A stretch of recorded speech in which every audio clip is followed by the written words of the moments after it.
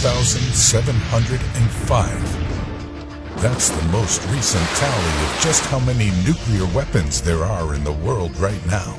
The US, China, Russia, the UK, France, India, Pakistan, Israel, and North Korea each hold nuclear weapons as a part of their military's armaments, with most nuclear weapons far more potent than the bombs that ravaged Japan in the twilight of World War II. As of March 2022, around 3,732 of these, or roughly 30% of the world's total nuclear weapons inventory, are deployed with operational forces. In other words, should worse come to worst, these nuclear weapons are ready to go at short notice. 3 out of the 9 nuclear states currently do not have any nuclear weapons deployed. Pakistan, Israel, and North Korea. On the other hand, reports have been inconclusive on the number of nuclear weapons deployed by China and India.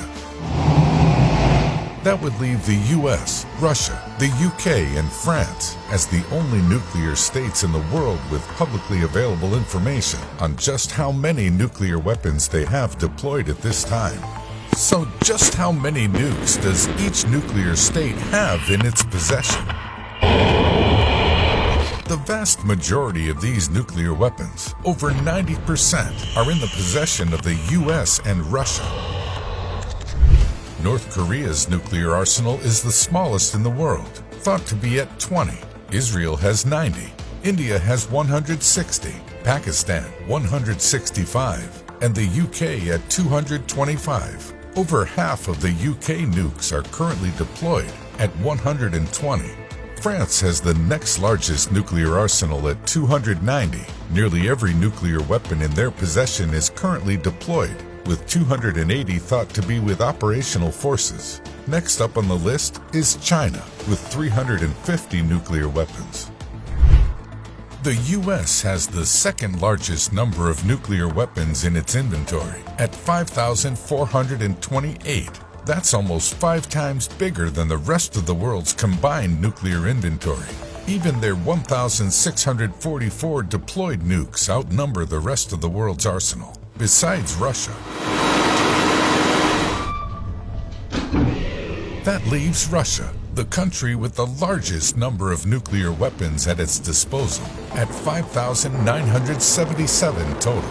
They are believed to have slightly fewer nuclear weapons currently deployed than the US, at 1,588. So how did the US and Russia's nuclear arsenals grow to be so large? At the end of World War II, the world was split into 2, East and West. This marked the beginning of the era called the Cold War.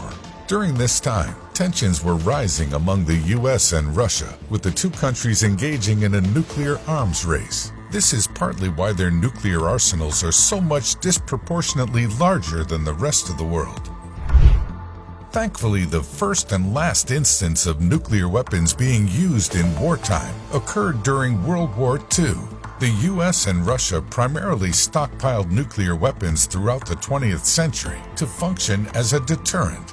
This was to maintain the condition that any direct hostilities from either country would result in mutually assured destruction. In 1985, almost 40 years after the beginning of the Cold War, the number of nuclear weapons in the world peaked at 61,662. Among the nuclear-armed countries during this time was South Africa, which held 6 nuclear weapons. Since then, South Africa has left these ranks, with several countries looking to follow in the coming years, thanks to the Treaty on the Non-Proliferation of Nuclear Weapons. The Treaty on the Non-Proliferation of Nuclear Weapons is an international agreement whose signatories agree either never to acquire nuclear weapons, to share the benefits of peaceful nuclear technology, and to pursue nuclear disarmament, aimed at the ultimate elimination of their nuclear arsenals. Russia and the US have also engaged in talks to further reduce their still massive nuclear weapons stockpiles, beginning with the Strategic Arms Reduction Treaty in 1991, and subsequently the New START, which saw the treaty's renewal in 2010. This second agreement between the two countries could see their stockpiles further reduced into February 2026. Despite the disarmament of most of the weapons produced during the Cold War, the world is still a long way from the peace of mind only complete global nuclear disarmament can grant. Here's hoping humanity will live to see that day.